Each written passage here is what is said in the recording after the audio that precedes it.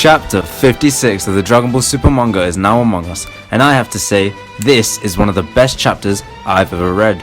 It starts with Jocko returning to Earth with an army of Galactic Patrol soldiers, and when he arrives, he wants to stay at the back with the rest of the soldiers on the front line, but gets bullied into going to the front because after all, Earth is his sector. With Jocko filler done, we get the official regathering of the Z Fighters, including the long and forgotten Chaozu. Yeah, that's right, he still exists. And of course, don't forget the main man himself, Yamcha, the so-called veteran of protecting the Earth.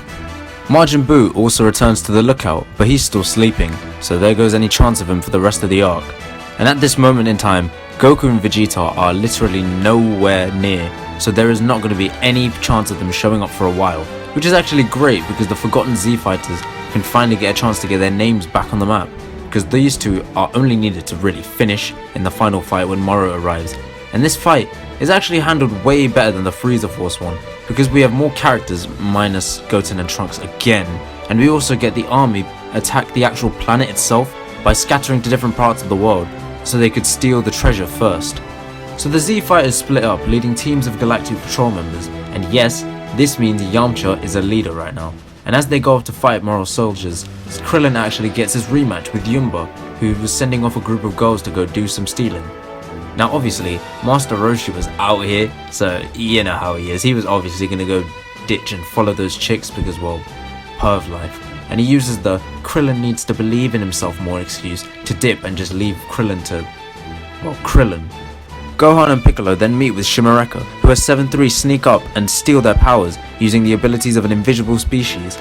Now you may think this is going to be a repeat of the last fight, but as 7-3 releases a Makan Kosapo, Gohan comes in with some spinning shield thing and stops the attack flat, allowing Piccolo to charge up his own and overpower 7-3.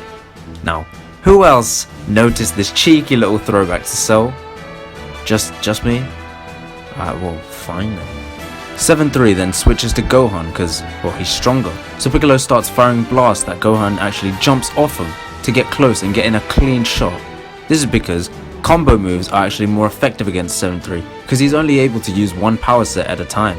Now, we then switch to Yamcha, who's looking fresher than ever as he effortlessly takes on 3 guys who should be decently strong considering they're some of the galaxy's worst criminals. Now, I think we should have had him in the tournament instead of Tien because Tien was utter trash. But back to Piccolo and Gohan, we get a nice father-son fusion move between the special beam cannon and the Masenko, which will look sick when it's animated, and this backs 7-3 so far into a corner that he switches to Moro's power and tries to absorb everyone's. Suddenly, 2 mysterious figures fly in from the mountains, and they're none other than androids 17 and 18. Now I don't mean to toot my own horn here, but remember when I said giving him unlimited stamina like androids 17 and 18? So I really hope to see him fight one of the androids, specifically 17, because he's just so damn wavy. Well, look who was right. Yeah, that's right, I'm a freaking genius. And it makes sense because the androids don't actually have ki that can be absorbed. Also, I'm so glad 17 wasn't just a one-off character for the Tournament of Power, and he's actually getting to remain in the cast, especially considering how powerful he is.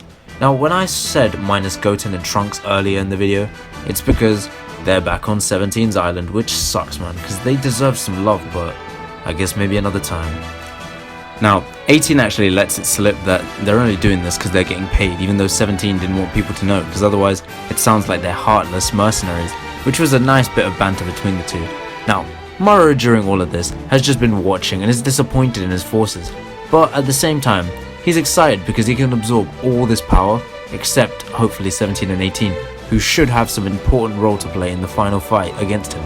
Vegeta still hasn't mastered whatever technique he's trying to learn, and is not ready to leave without the technique until Moro actually gets involved in the fight, otherwise he will just lose anyway. Meanwhile, in space, oh hey guys, you know which way Earth is? Yeah, I think it's that way, mate. Yeah.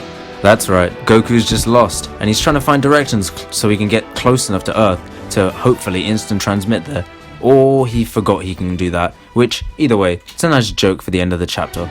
I gotta say, this arc has the potential to be one of my favourite arcs in the entire series, and if it sticks to the landing, it very well could be number 1, if we get some more twists and turns along the way. So once again, I appreciate you man taking your time to watch this video. Leave a like, subscribe, and bless.